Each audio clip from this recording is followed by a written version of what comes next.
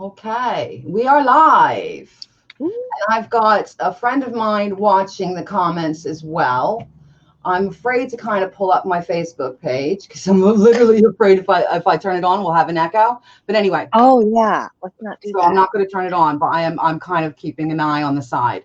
Anyway, hello everybody. Hi folks. I'm here with Christa, Neurodivergent Rebel, which most of you guys will already know very, very, very, very well. And you know that I'm a massive fan, and I've been following for a good few years now, even before I became or realized that what I call my autism awakening. The fact that I Yeah. myself is actually am autistic as well. So I've been following you for a long time. So this is real good fun for me. So thank you so much for doing this. And I'm going to say, for those of you that don't know, I already said your name, but I'm going to say it again. Do you mind telling everybody your name and any pronouns that you prefer? Yeah, my name is Christa Holmans. As you said, Neurodivergent Rebel is what a lot of people will know me as. My pronouns are they, them. Yeah. And do you mind giving us an indication of how old you are? No, not at all. Actually, I will be 34 in 11 days or so. Oh, yay! Baby, sorry, I have to get that out. So I'm going to start with some fun questions mainly because, like, I don't think Okay. a lot of people really get a chance to see another side of you. So the first question I'm going to ask you is, what was your first job? Ooh, that's a good one. So I'd say my very first job was when I was in my teens, helping my mom in the family business, and that was at a hair salon. You know, that's the bright colored hair and all of that. I also am a barber school dropout, believe it or not. Fun random fact. I love doing hair and hair color, but ironically couldn't handle the people. Hint, hint. But then also, the good thing about this is my mom was a very good workplace mentor, and she kind of really set me out on the good path, and she let me see the ins and outs of running a business when I was like 13. Wow. And that was really cool because she even let me look over some of the office work and do some of like the banking and things like that. And I really enjoyed that stuff. And those were really good things to have on my resume when I turned 16 and went out of the family business and then got my first like real job outside of the family where it was like documented and official. Was my second job was a roller skating car hop, and then I moved into like managing restaurants in that too. But my favorite job in that restaurant, even after I moved up, was always like car hopping and roller skating. It was so fun. Like I was literally like stimming all day long, right? Yeah. All of this before I knew I was autistic. It's kind of funny looking Wow, back I can on it. imagine. And it's still like one of my favorite jobs. Every now and then I like we'll still go to this restaurant and because some of my favorite snacks they have. And I'm like, I really kind of miss that. I kind of want to do it. I kind of want to go be a roller skating car hop again. It was so fun. I can You know, imagine. you don't take it home with you either, except for if you want to go roller skate and learn some new tricks, because it was literally like, learning to do like tricks, and you do tricks with a tray, holding it over your head, balancing it. And yeah, that's how I made my money when I was Wow, in high school. that's superb. I mean, I've seen you skate, so I can imagine you were superb at it. Absolutely. And how cool was your first job with your mom? I mean, it sounds like you got really hands-on experience in that, Early all on. different ways. Yeah. That's Yeah, brilliant. it set me off in a good path too. I started really building my resume and my skills very early, which is something that I feel really blessed for because a lot of autistic people I've met and had encounters with who are struggling in the job place is because they have like a gap in employment from school to the workplace, and I never had that gap because I started working in the family business and then I had a high school job, and I've not stopped working since I was Wow. like 13. Wow. And am I right in saying you're working for yourself now? Yeah, I am working for myself now. I've had the company for a while, and it was kind of like a side thing for a while on top of other things. And then I started doing some of the things in-house for another company I worked for, whom we're still very close with and still love and have plenty of warm feelings for. But I was in-house with them and was let go due to COVID this fall. Mm, And, I was kind of looking for something else, but it pushed me out of the nest and forced me into doing this to where I was like, mm, okay, well, this is now, I guess, what I'm doing because I have all my other options taken away. mm. And I'm starting to wonder, like, at this point, I'm like, I'm still kind of looking, but I'm like, do I want to go back into that now? Because I love what I've been doing so much because it means something to me. And it's really easy to do things you're very passionate about, and it makes it less like work. You know, I'm using my skills as a writer in a unique way, and my knowledge as a neurodivergent human who has been in business and the workplace, especially around a lot of small businesses, but also in corporate and around big business, for, you know, let's see, I wanted to age myself, but you know, over 20 years now. Wow. So using that experience of working in all of these different industries and, you know, different things from fast food to corporate to retail to small business and business consulting, like in all of those areas, and seeing like the different business systems, it just gave me a really unique perspective. And then when I was diagnosed autistic when I was 29, it was just like, oh, aha moment. Okay. Wow. Wow. Okay, hold that thought, because we're going to get into that. We're definitely going to get into that. I just want to ask you a couple more fun questions. Yeah. So I'm going to jump a couple, because I have a feeling we're going to probably talk a lot, you and I. But I'm going to jump to the question that says, if you could invite 5 people, living or dead, to dinner, who would you invite? Oh gosh, that's hard to just name 5. I know, isn't it? It's hard to only do 5 because I was making a short list because I got to, you're nice and you let me peek at the questions before we came on here, right? And I had like 7 people, and I was like, So what 7 people would you invite? 7 people? Okay, so I think it would be really cool to have Alan Turing, Martin Luther King, Marsha P. Johnson, Sylvia Rivera, Laverne Cox, and Steve Silberman all in one room. Oh my God. That right? would be like a dream dinner. Can you imagine? Right? Wow. That's fab.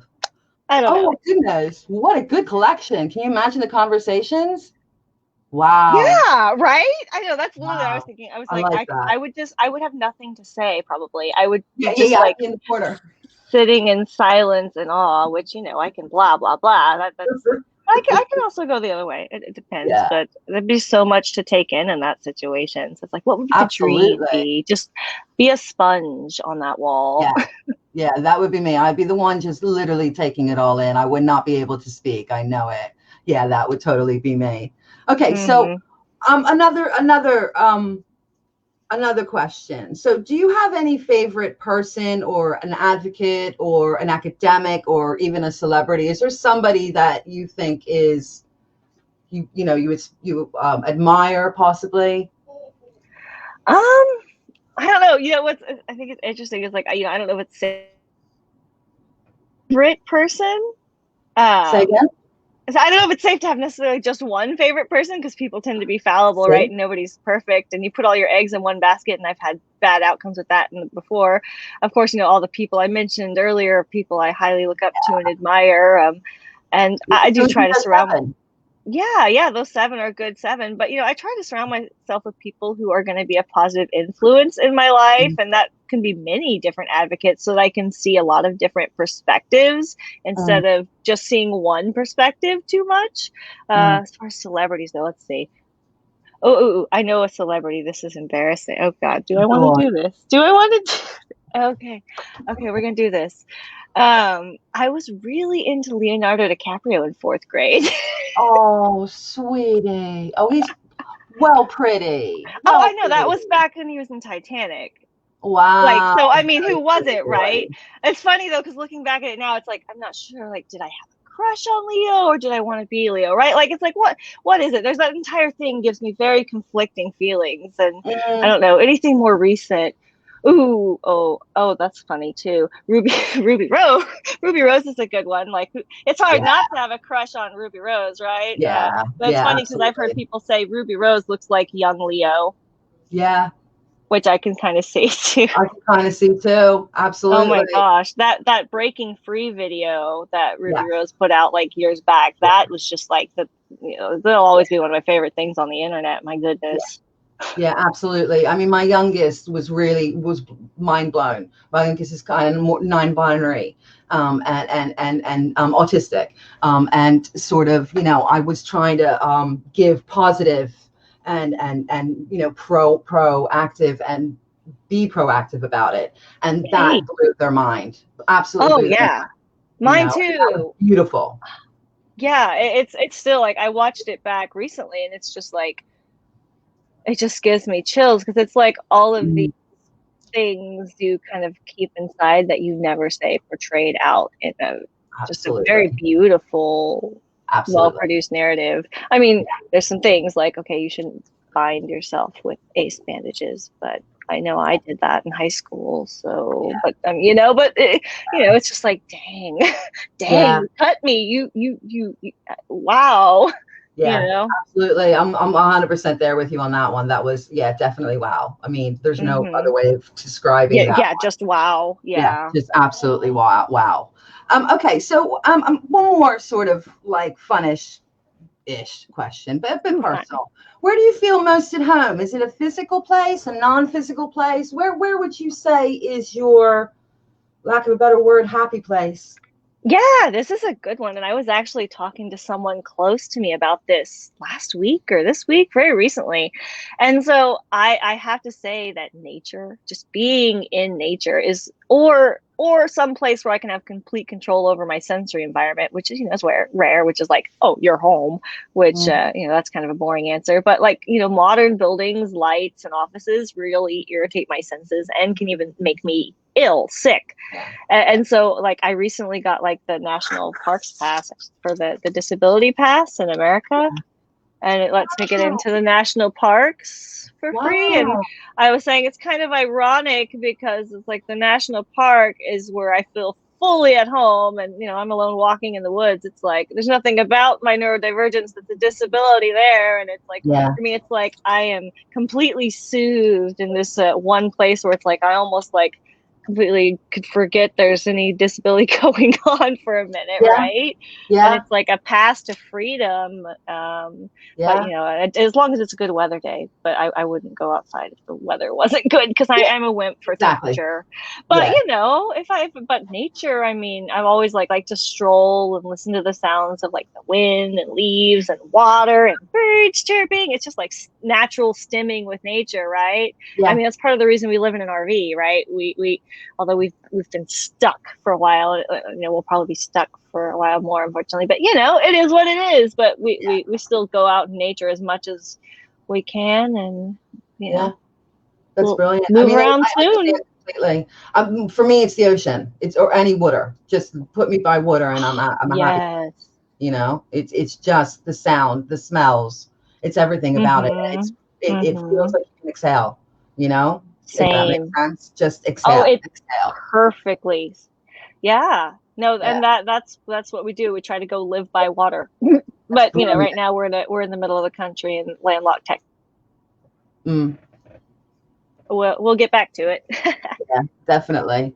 Okay, let's see. Do I have any other fun ones? No, I think I kind of, because you talked about who or what inspires you already, and we kind of went into all of that. So I'm going to go for the big question now. I'm going to say, Okay. when did you first realize you were neurodivergent, and what led you to pursue a diagnosis? Can you talk about that process a little bit and the outcome? What was it like? I'm going to let you just flow. Yeah. Yeah, okay. So I found out I was autistic at 29, and that was because I had been going through something that a lot of autistic people experience, autistic burnout, which is a fairly common phenomenon, unfortunately, because a lot of our systems are set up to really cater to neurotypicals and just exhaust us as we try to go through them, especially if we're trying to do them the same ways and not bending or flexing them at all. And you know, at that time, I had no idea how my mind worked. And I'd been working very hard to hold myself up to those neurotypical standards. And I was masking, and I didn't Mhm. even know it yet, right? I was making myself physically sick from masking, and my self-esteem had really plummeted from masking. And I'd also been working with my GP, my doctor, for months to try and get to the bottom of this mystery illness, you know, that I now know was this burnout, but because it's something that's happened over and over again in my life. Like one of the first very clear burnouts I had that was really, really bad, I was 11. Wow. You know, I think with kids, they usually would call it a regression, right? If it's a kid. Mm. It's the same phenomenon. I know because it's been happening since I was that young, and Mm. probably even before then, but that's just like a clear one. And I remember the clear cause and all of that.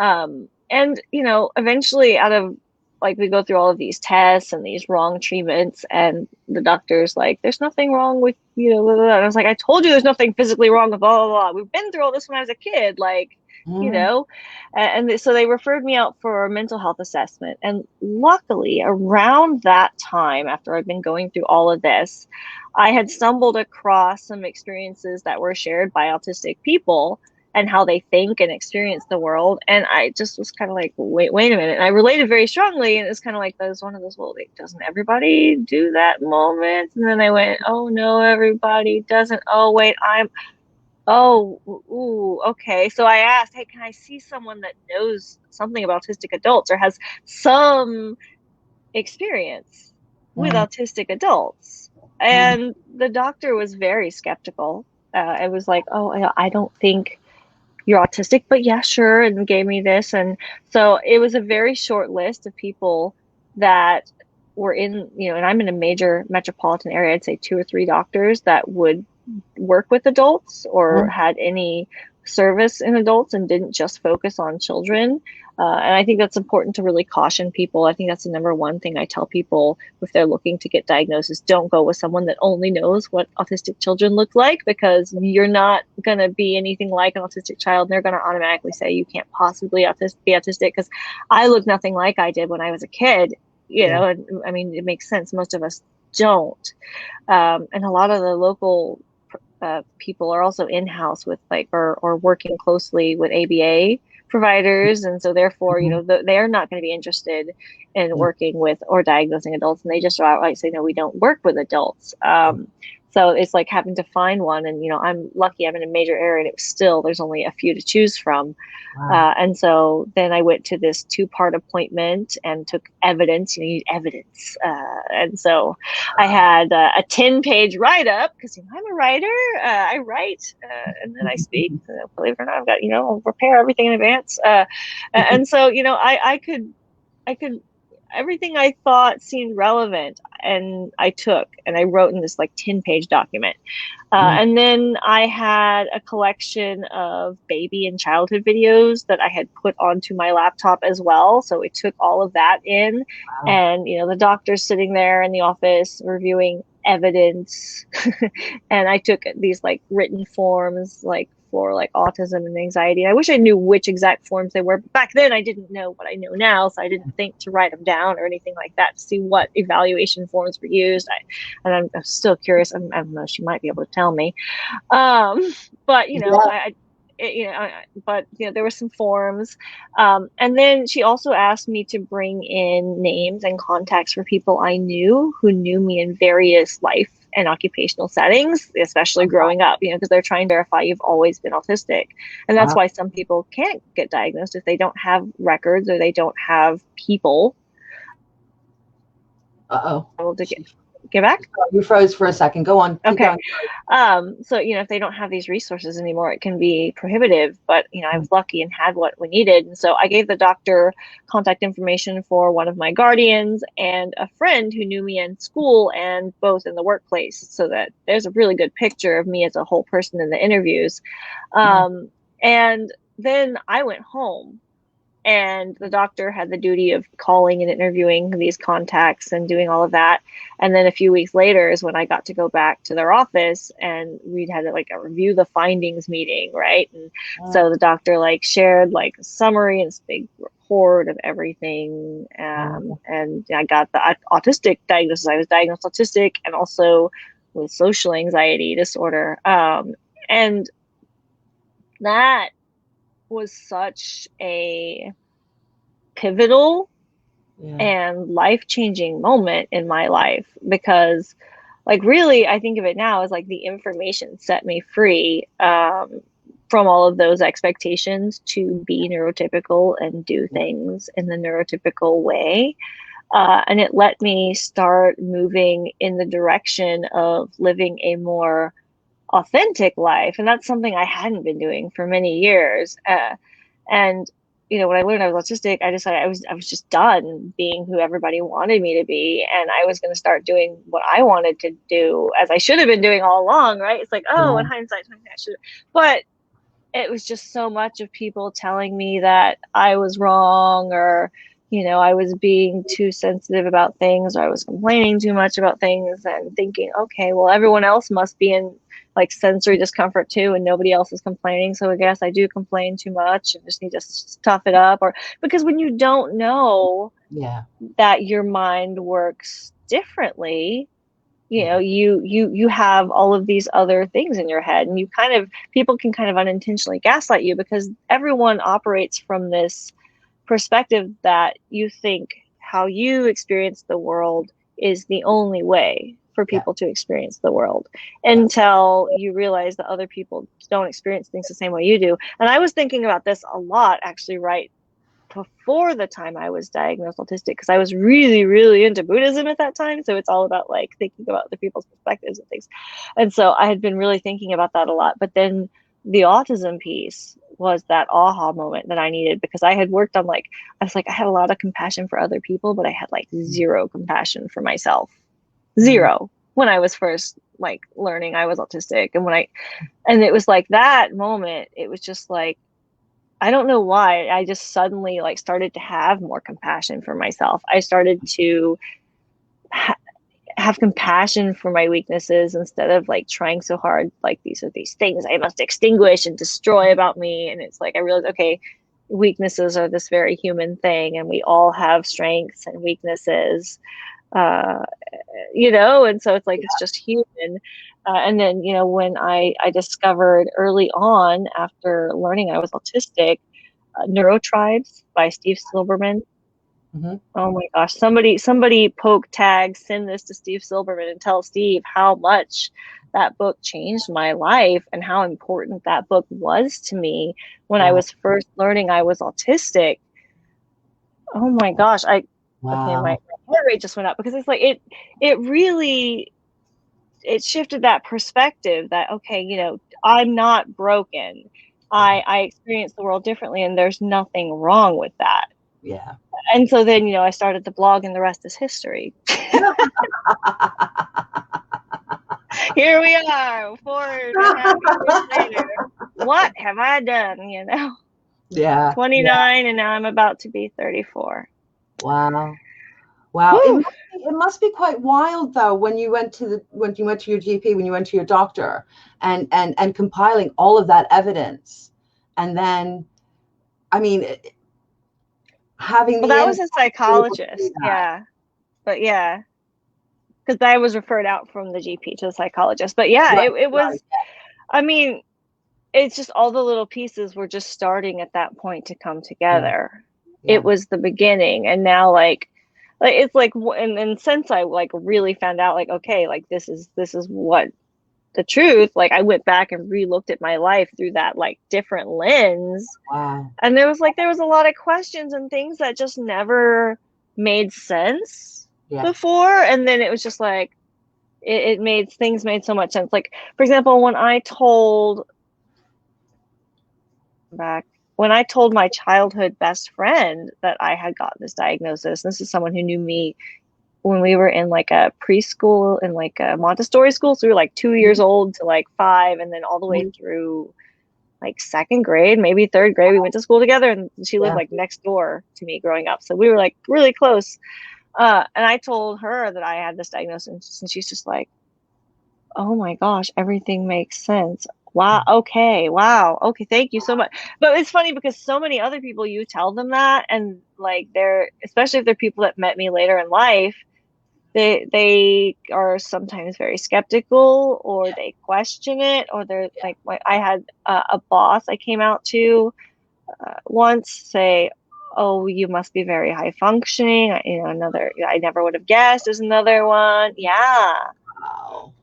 So these are like common responses, and because the people don't really see me, whereas this friend really saw me. I was like, oh my gosh, everything makes sense. And the other ones, they're not trying to be dismissive. They're trying to be complimentary, because they think this sucks. I hate this. This is what really upsets me and kills my soul. They think I'm being self-deprecating. Yeah. when I say I'm autistic. And you know, when someone is saying something bad, you think is bad about themselves, you say, oh no, you're not, there's nothing wrong with you, you're not bad, you're not broken, it's okay. You sit because it makes you uncomfortable. Yeah. You know, it's like, no, that's not at all what's happening here. It's a complete misunderstanding. Yeah. But it sucks. Yeah. And No, so many autistic people experience that. yeah, I mean, I get the same. I used to get the same. I haven't for myself yet, because like sort of lockdown is this, that's when I started realizing, and I'm just in the middle of sort of diagnosis. I've had my pre-assessment. I'm waiting for feedback, and then probably another 18 months still to go, unfortunately, over here. But yeah, I heard it constantly with my youngest, constantly. If I said, oh, Charlie's autistic, it was, oh, I'm so sorry. Why are you saying sorry? I mean, and it got to the point where I wanted to punch people. Like, I literally wanted to punch you if you turned to me and said you were sorry, because it was like, well, you just showed me your ignorance in one, solid question, statement that you've just said to me, So yeah. I never understood that either personally, and that was even before I realized I was autistic myself. I don't understand that reason of it being a negative, or like you said, self-deprecating in any way, shape, or form. It's not. Yeah. And it's like, I'm not looking for pity. And that's the worst. Yeah. To be sharing something that you think isn't necessarily, it's not a good thing or a bad thing. It's just a fact about myself that explains me. It's not an excuse either. It's an explanation. Yeah. But it's just so hard. It is really, really hard. I totally understand where you're coming from in that. So we've done really well. We've got like about 35 minutes still to go. Which is quite nice, at least by my estimations. Like, time is not always good with me. I'm not really sure, but it says it's 5:55. So I'm thinking of going for a couple of. We had some pre-questions asked on the actual the live post, the event post. There was two good ones which I thought were really quite good questions, actually, if you don't mind. What do you do if someone thinks that you're actually faking a meltdown or an overload? Oh my gosh. Wow. Right? I've never had anybody accuse me of that before. I've had more people think like I've had a meltdown or an overload, and people not understand that's what's happening and reacted appropriately to that. But I've never had anyone accuse me of faking one. Yeah, I know. Can you imagine? Well, that sounds like someone I might not want in my life, maybe. Yeah. If it's someone that's going to accuse me of faking something like that, the meltdowns suck. Nobody wants to have a meltdown. Like, exactly. It's not a choice. I don't even know if I could fake one. I was just thinking, how could you? That was my first thought. I was like, wait, how could you fake a meltdown? Because there's like so much going on there. Exactly. How could you fake one? I that's why I thought it was an interesting question, because I'm thinking to myself, I've never experienced it. I haven't even experienced anybody saying that about my child in reference to that. You know what I mean? So I can't imagine if that was said to me, how I would respond. Like, that's horrible. I would probably respond very negatively and be like, okay, well, you just showed me exactly who you are, Well, if you're having a meltdown, you might not be able to respond at all. That's terrible. No, exactly. That's the whole point. Yeah. Wild question, right?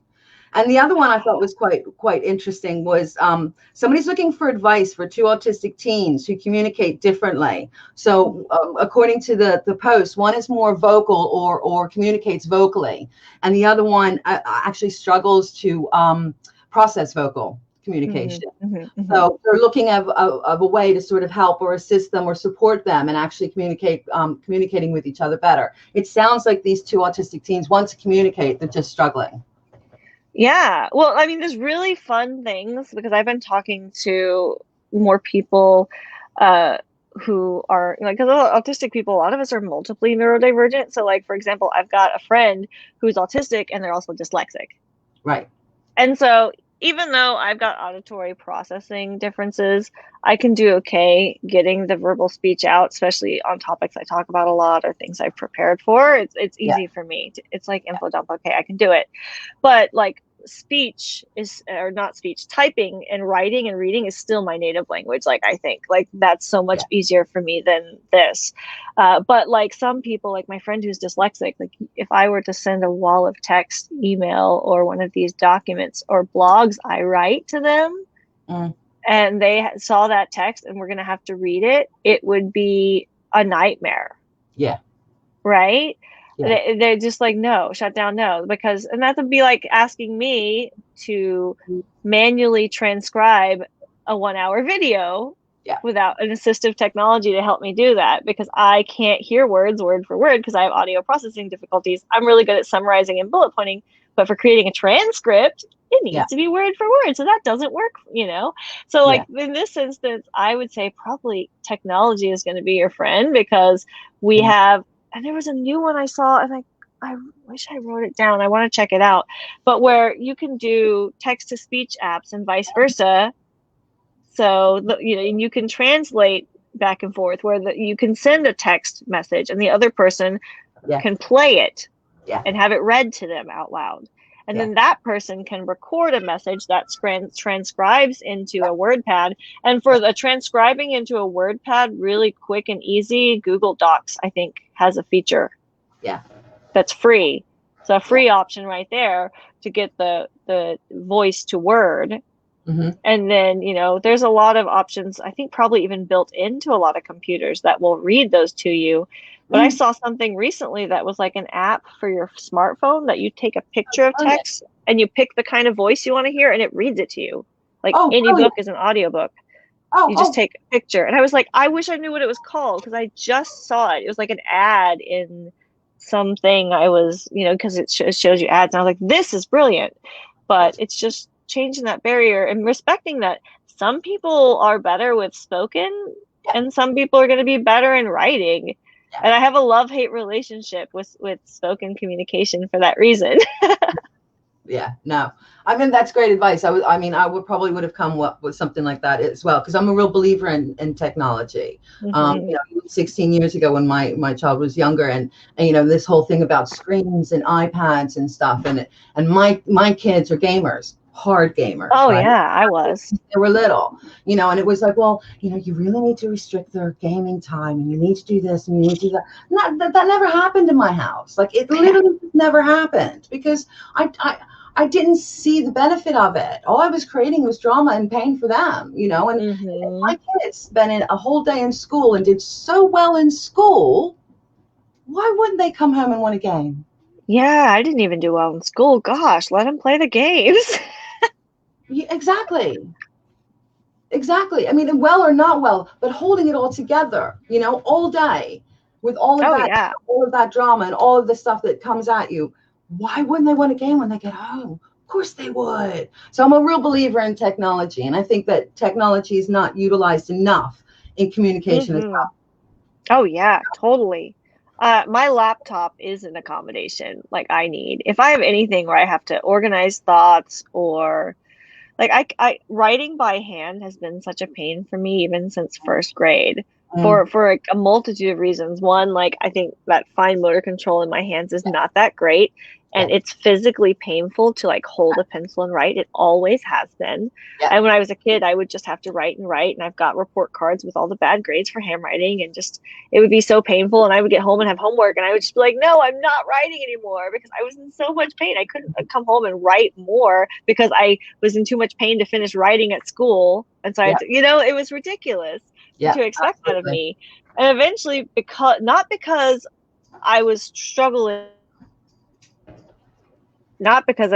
getting pen to paper, but because my handwriting was ugly and the teachers didn't want to look at it, they gave me this big old chunky typewriter, or a typewriter was a solution. When the typewriter sucked, God, remember, you make a mistake and it's all over. There's no backspace. Kids lucky these days. Man, I'm aging myself a lot in this interview. So I had a typewriter in elementary school, and then eventually I got this really crappy secondhand laptop in high school, and that changed my life. Just having a word processor. And then eventually, and then it was like a word processor, and my paper planner were my things I carried around everywhere. And it was like the paper planner is like the size of my laptop, and I carried them around together, these two big chunky things. And then I got, Google calendars. It's like, game changer, because now it's here too, and it's everywhere, and I have reminders, and it's all in one place. So like my laptop or my cell phone is my accessibility device, my assistive technology. I need one of those things, one or the other. Yeah. Because I can't remember things. I really can't. No, I'm the same. And I thought it was just age, and I'm starting to realize that it's not. It's just, always been this way. It's always been for me. Like I before the reminders in my phone, it was lists and lists and lists and lists.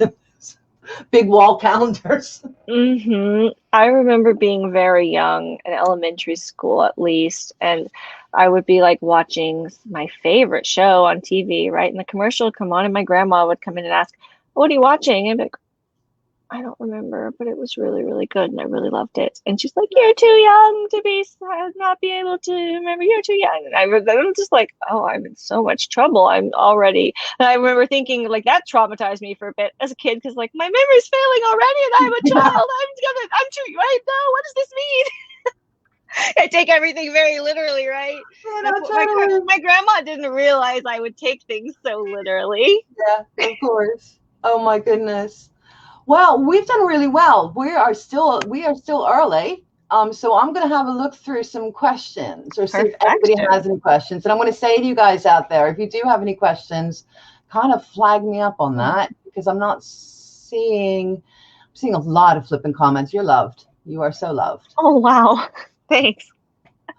Yeah, I didn't want to open my Facebook either. I'll look at it after the fact. I was afraid to. I literally was absolutely afraid. Same. But now I'm thinking, we've got a little bit more time. Okay. Before I get to a question, I'm gonna ask one of my favorite ones that I like to ask, that I stole from. I think it was Academy I stole it from. Hi, Academy people. Hi. What's the one piece of advice or the most important thing that you would tell a newly diagnosed adult who has been diagnosed or been diagnosed autistic? And then also think about what you would tell a parent of a child who was newly diagnosed. This is a really good one for so many reasons. One, I think those people who are newly discovered, at least when I was newly discovered, I found myself in this crossroads, right? And there were two directions, two forces pulling me, the dark side and the light side, right? To be all cheesy and nerdy. And so we had like this narrative that was pulling, telling me that there's something wrong with me and I'm broken and all of that. And then there was this other narrative saying, you're not broken. We've got some systems we need to fix. You do things differently. It's okay. And you're allowed to love yourself, and you don't have to hate yourself for being broken. And it's like, you're in that junction. And I was really lucky that, certain resources, Steve Silberman, books by other autistic authors, autistic YouTubers and content creators were what I found first. And I didn't get pulled down that other rabbit hole. And that other rabbit hole is really what set a fire under me. But like, if you find yourself in that place, that junction, it's going to be hard. I want to be honest. It's going to be a hard journey to go through. You're probably going to lose people as you start to come out. If you are someone who's come out of other closets like I have, it's very similar to coming out of the closet as queer, because you're going to be sharing information with people, and they may not be able to accept that information and how it relates to you, or you may start to unmask and become more authentic as an autistic person, as you start to realize you don't want to play neurotypical games anymore, and you're it's not worth it to you. People may not appreciate who you're becoming. And it's really like, it's funny to say becoming, but I think that's almost not even accurate, because it's funny is the more I look at it, it's like I'm becoming more who I always was before I went off track and started trying to become someone else. But it's not an easy process. It's not all sunshine and rainbows. I say congratulations to people when they're newly discovered, because it is a healing journey, but journeys are hard. You know, it's going to be like a mission you're going through, and it's going to be a trek, and there's going to be wounds, and I've relived and reopened lots of traumas and have had some ups and downs, and it's been a little bit of a mental roller coaster. And when I was first diagnosed, I went through all of the stages of grief until I could finally accept what that information was and, you know, how it related to me as a person. Yeah. But I had to go through that journey, and, you know, I picked my name Neurodivergent Rebel when I was in the anger phase. It's perfect. It suits. I'm not as angry anymore. It'll pop up that. every now and then. I can get there, but it takes a bit more. Yeah.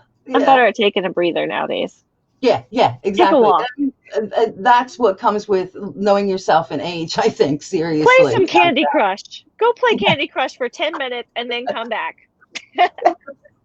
So, I mean, what would you say to a parent who, you know, so, I mean, obviously, if they're an autistic parent and their child's newly discovered or newly diagnosed, it's a little bit, I don't want to say easier, but I think personally it is. It's a different ball game. Yeah, exactly. Thank you. It's a different ball game. So what would you say to somebody who doesn't identify as autistic and their child has just been diagnosed? Oh, yeah, this is a really good one. So with your kids, what I worry about, and I see a lot, is, as we mentioned earlier, a lot of people who are diagnosing young people are often ingrained and working closely with therapy and service providers, and can use that position of power to push you into getting those therapies. And sometimes these therapies may not be necessary. They may even be potentially harmful to your child. And so that's something that you really need to be wary of. I would be wary of anyone who is telling you that the things your child may never do. Saying your child's never going to do this, your child's never going to do that. Anyone who is freaking out over a child that's 2 and 3 years old and not talking yet. Yeah. You know, that doesn't make sense. Yeah. You know, I've known people who don't have autism diagnosis that spoke at like 4 and 5. So calm down on that. Like, not like saying your 2-year-old is non-speaking is just ridiculous. Yeah. Your child is not non-speaking. Your child is 2. I'm sorry. That's like, okay, I can get, it comes out a little, but this isn't their fault. This is the medical people telling them this. Yeah. They've been told these things by people that are trying to push them into these therapies that are money-making industries that serve to profit off of autistic people. So be mindful of that. Don't let these people bully you and push you and use these fear-mongering tactics on you. It's manipulative. It's not okay. Focus on like what your kid is good at, what your child is passionate about, and what they love doing and what they enjoy, and help them chase those things. Help them learn to focus on those things, because the world's going to remind them enough as it is what they're bad at and all the ways they're different.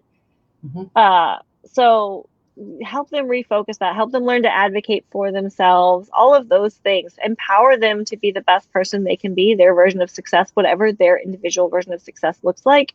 And remember, like, as we said earlier today, like, I look nothing like I did when I was a kid, nothing like I did as a kid. And there's some baby videos out there on the internet. Y'all can go check it out. It's not hard to find if you go to my YouTube. They're not real popular. They're kind of boring. They're old, and, you know, but you can see I wasn't at all the same person. Even when there's one that I'm like 11 in there, and the inflection in my voice, I'm literally talking like this. Wow. Totally different person than I am today. So don't make assumptions about what your child's going to look like as an adult now. You can't know that now when they're so young. Yeah. Yeah. I mean, when mine was diagnosed, I'll never forget it because we were literally told, you know, you're not going to get hugged. He probably will never tell you he loves you. And I'm just sitting there thinking to myself, well, I mean, even though I didn't know very much about autism at the time, it just rang very wrong to me. Meanwhile, Yeah. my child is extremely hyper-empathetic. Like, you know, emotions Mhm. on the sleeves, you know, like very, very empathetic, very much, lots of emotions, and has Oh no problem yeah. telling me he loves me. So, you know, it's that medical model sort of ideology that's still pervasive, unfortunately. And in the Mhm. States, it's much more dangerous because, like you said, those diagnosticians are linked to providers, to server Mhm. providers, and certain ones. And we know what those certain ones are, and we know the damage that certain ones can do. So, great advice. Absolutely fantastic advice you've given, you know, because I think it's important. I think parents need to hear that. They need to know that, you know, that there is alternatives, you know, and you don't need to be bullied by the person who has just diagnosed your child. So thank you Yeah. very much for that one. Thanks. Definitely. Yeah. Okay, so I'm looking, and we've got maybe about say 10 more minutes. I'm Awesome. gonna have a quick look and see if I see anything at all that is okay. So hi everyone, finding this very interesting. As a counselor, psychotherapist, I personally feel there needs to be more of our training dedicated to understanding neurodivergence and neurotypical thinking. Can I ask you to say a little bit more on what your personal experience were with your therapist? That's up to you, darling, because that's a little bit Yeah. No, I can share. okay. Um, I loved my therapist I went to, but I don't think my therapist is typical. I think she was the exception to the rule. Mm, So I go to their office and it's actually like a quiet, sensory friendly space. It's dim wow. and not like it's dimly lit. It's got nice lamps and soothing, soft like nature sound music, ocean waves, I think, if I remember correctly. Yeah, yeah, yeah. Right on the money. Someone who gets it. And then when I was handed the diagnosis, the diagnostician was very like, there's nothing. I was like, oh, so this is what's wrong with me. And she's like, no, there's nothing wrong with you. You've Wow. just got a different. She had a neurodiversity perspective already. So Mm, learn about neurodiversity and mm, use this to drive your perspective when working with your patients, because this is what she did, and it set me on a good path because she did that. And then when recommending resources to set me on my way, she recommended books mm. and resources that were autistic people for me to learn from, to Yes. set me in that good path. So she nudged me into that direction. So that's where I went first. And then I went to Google after I got done with all those resources because I wanted more. Yeah. Yeah, and then I got angry. And then I Yeah. made a blog. Mm. Yeah, that's where we are. Yeah. Google has a lot to answer for. I mean, come on. Oh yeah. You know, Yeah. and what kills me, it's like it always seems to be the worst is at the top as well. I don't seem to understand why that. Well, I do understand why that is, but you Mm. know, we won't go into that one. Okay, Mm. let's see if we can find one more, and then I'm going to let you go. Okay, because I know you've got All other right. stuff to get on with. So I found people trying to play down my symptoms traits with others, saying things like, "Yeah, but everyone else does that, really. I don't want to go back and argue with, yeah, but not this much."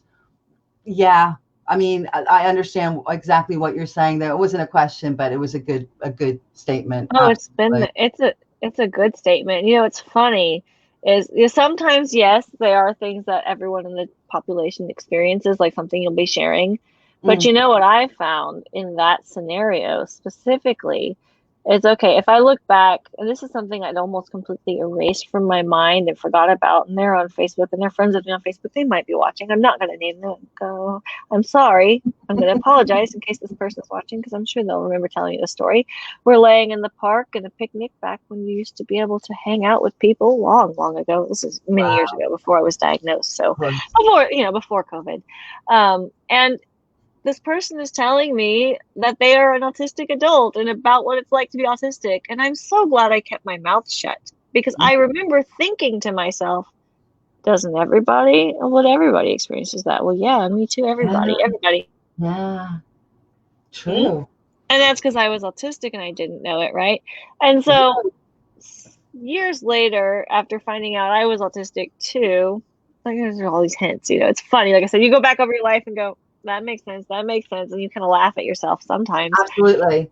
And like years later now, when I've been sharing this information with people on the other side of it, coming out of the autism closet over and over again, because it's an endless process, a lot of the people who say everybody does that, quite a few of them have come out later to be neurodivergent in one way or fashion.